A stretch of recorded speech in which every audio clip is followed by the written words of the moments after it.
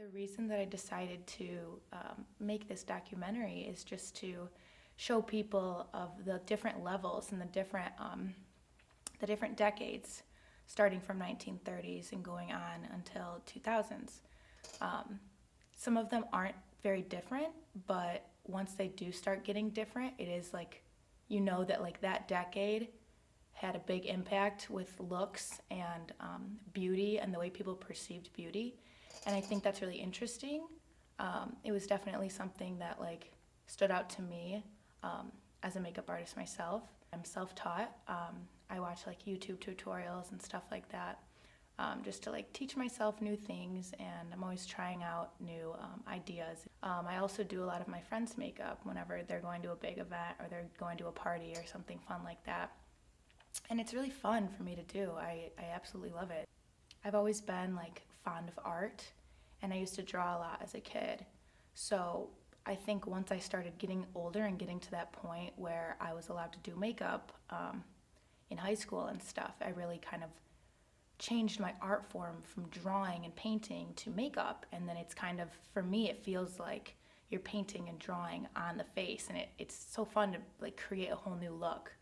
I know I myself look very different without makeup and with makeup, and I think one of the things that comes with that is just when you learn all the different skills and the new techniques that you can use to really like change angles and lighting, and it's always fun to try new things and to broaden my horizons with makeup. So I don't wear makeup normally. I grew up homeschooled and my mom didn't wear makeup. And until like my younger sister turned 14, she didn't wear makeup. So I never had anyone who I looked up to who wore it. So I had no desire ever to wear makeup. When I got to be like a teenager, my sister and I started making a bunch of films. And so that's where most of my experience with makeup comes from.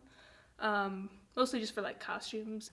We did a lot of special effects makeup, so like for sci-fi stuff, trying to look like aliens and like using contour and stuff to make parts of your face sink in and other parts stick out so you looked like you had a different face shape. Also like trying to look like you have wounds for battle scenes and stuff like that. But it was more my sister who got into that, and she was a lot better at it. I've not had a lot of practice with it, so even if I try to wear makeup now, it just comes off looking not very good just because I haven't put the time in to get there. I don't really like wearing makeup now.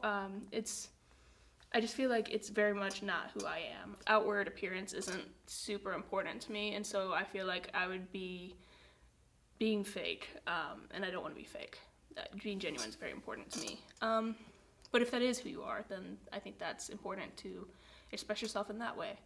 Also, I just don't like the way it feels. It's just very like sticky and sounds funny, but like it's just not comfortable, and like it takes so much time to put on and then to take off and just to do it over and over every day, and if you're not into it, then it's just kind of a waste of time.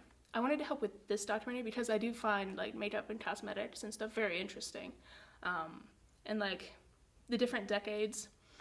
It's fascinating to see how trends come and go. In these next decade makeup tutorials, we are not going for realism. We exaggerated the looks on purpose to really show the differences between the decades, as well as highlight which features are most important for each specific time frame. 1930s. We chose to start here because this is the golden age of Hollywood. Actors and actresses were considered royalty and became fashion icons, causing America to start following their beauty trends.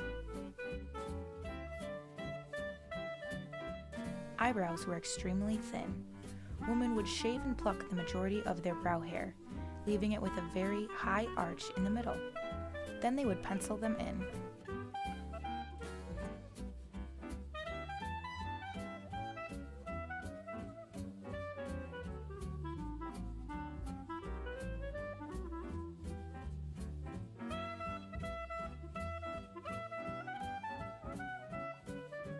Blue eyeshadow was used to give more attention to the woman's eyes.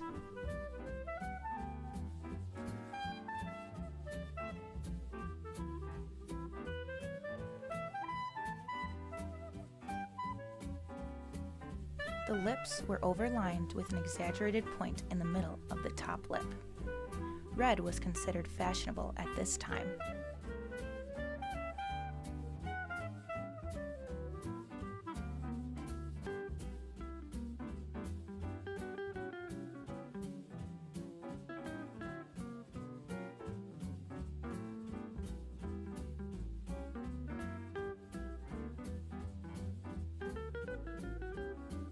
So I actually didn't start wearing makeup until my late years of high school. I remember my mother giving me my first tube of mascara, meaning she approved that I wore makeup around the age of 15, 16. And I was so excited, I just really didn't know what to do with it. So I kind of wore it all the time and played around with it, and slowly more and more, started adding to my collection. 1940s. This look is very similar to the 1930s, although it was more toned down. Eyebrows were a bit thicker and less arched, but still penciled in. Eyeshadows were simple. Some women did not wear any at all.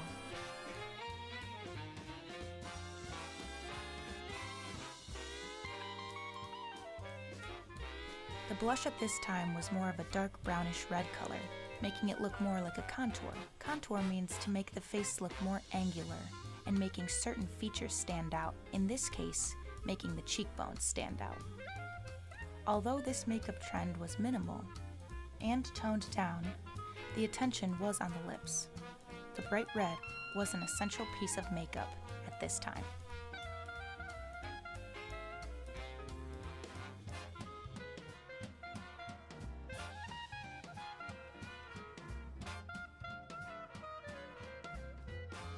Makeup for a couple reasons. In high school, I got really into art, and I kind of turned to YouTube and started watching a lot of makeup tutorials, and just gained sort of a lot of knowledge on makeup in general. And from there, I kind of just used that as like a secondary art form. When I wasn't drawing or painting, I loved doing makeup, and I love doing it on other people. I love doing it on myself. I've grown quite the collection of makeup over the years. Recently started an Instagram page, and have just been like posting a lot of tutorials and how-tos on there, just because a lot of times I get questions on makeup in general. 1950s. The makeup trend we used for this look was based off of none other than the beauty icon herself, Marilyn Monroe. Women started becoming more proud of their sexuality and portrayed this through makeup. Marilyn's seductive style was a crowd favorite for women all over America. Eyebrows were accepted in their natural state with a little arch on the outer ends. Long, winged eyeliner, also known as the cat eye, was a huge trend during this time period. It was used to elongate the eye, giving it that sultry look. The lips were still red and vibrant with a lot of gloss to give a fuller and larger pout.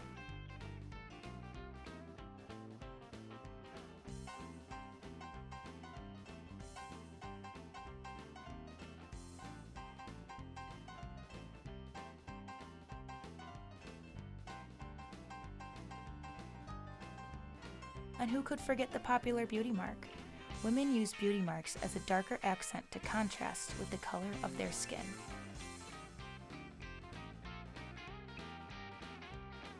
A lot of people are creative, painting and drawing and ceramics and whatever other way they can be creative, or even through video. But I found it was more creative to do it through makeup. 1960s. The model that we based this look off of was named Leslie Hornby, also known as Twiggy. Twiggy popularized the London look style. This style had a large influence on Hollywood makeup. Many women copied this trend. Big eyes were a must. The eye makeup was extremely dark and heavy.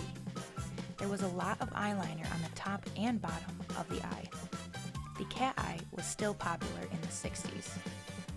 Eyeshadow was very light on the lid, but there was a dark color just above the crease to give the illusion of a larger eye. False lashes were drawn under the eye to also give the eyes a larger effect.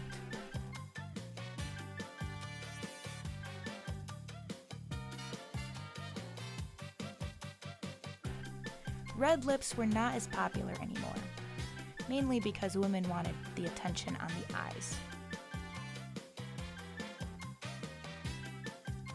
My favorite era of makeup is probably, other than the current, I love the current era of makeup, but probably like 50s, 60s-ish, like Marilyn Monroe, Audrey Hepburn, Elizabeth Taylor, all those really amazing, very public women figures. I just loved how like sweet and elegant their makeup looked, but also it was kind of like the intro to contouring and like really showing off your cheekbones and showing off your face in general, and like kind of defining your features and things like that. So I really like that era. 1970s. Tan skin was all the rage. A relaxed and more athletic look was the trend. Many people matched their hair color to their skin color. Eyebrows were as natural as ever. Plucking and shaving were not necessary during this decade.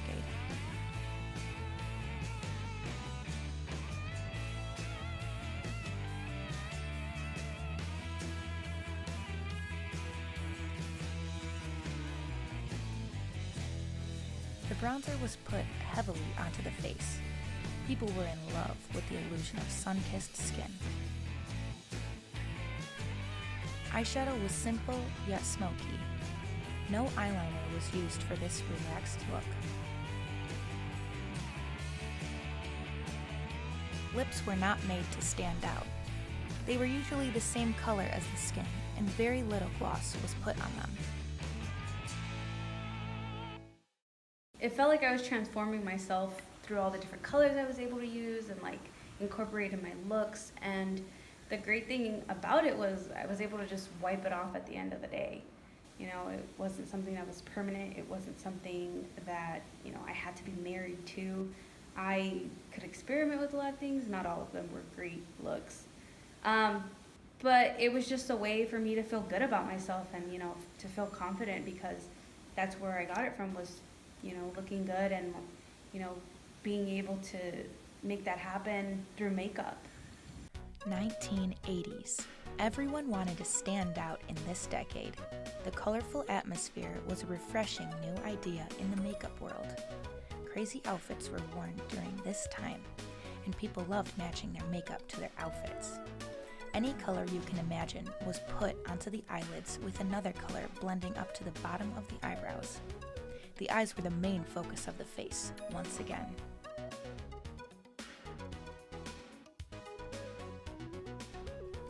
A lot of blush was put onto the cheekbones to add even more color to the face.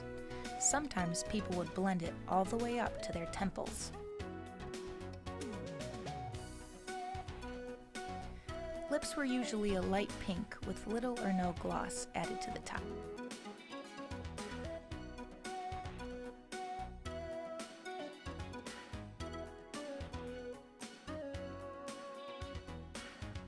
I personally was super insecure going through high school and stuff, and it wasn't until I really got into makeup that I actually started being more confident, which sounds a bit reverse, but I think it was one of those things where I started to really cherish my natural beauty, but then also was able to, off of that and being confident with my own self, start to express myself with different sorts of eyeshadows and contouring and making my face look thinner, but then also realizing that it's just the makeup, it's not something I would ever want to permanently change.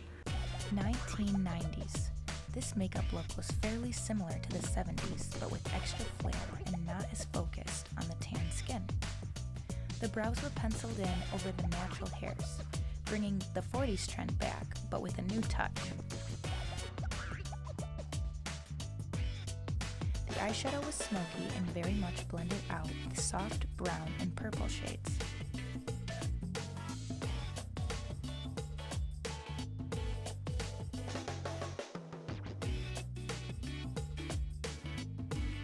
The lips were the main difference. This trend was a dark lip liner on the outside and light lipstick or gloss on the inside. This lip trend was so popular that it is hard to find a celebrity who did not try it out in the 90s.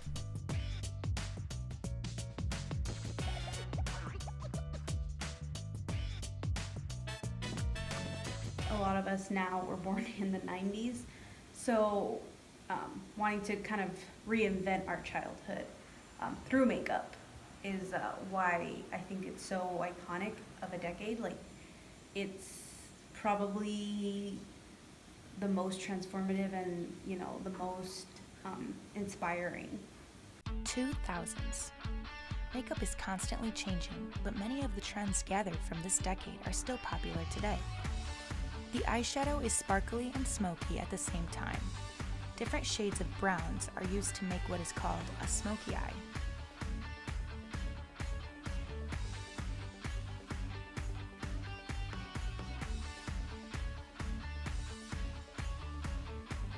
The cheeks are bronzed and blushed in a subtle way to add a touch of color. Eyeliner is used on the top to help darken the lash line of the eyes. Lips are nude to make sure people are not drawn to the lips, but rather the eyes once again. A lot of makeup in this time period is still being used today. That is why we chose to stop here. Celebrities are still beauty icons, and many people, including men and women, are trying out their makeup trends.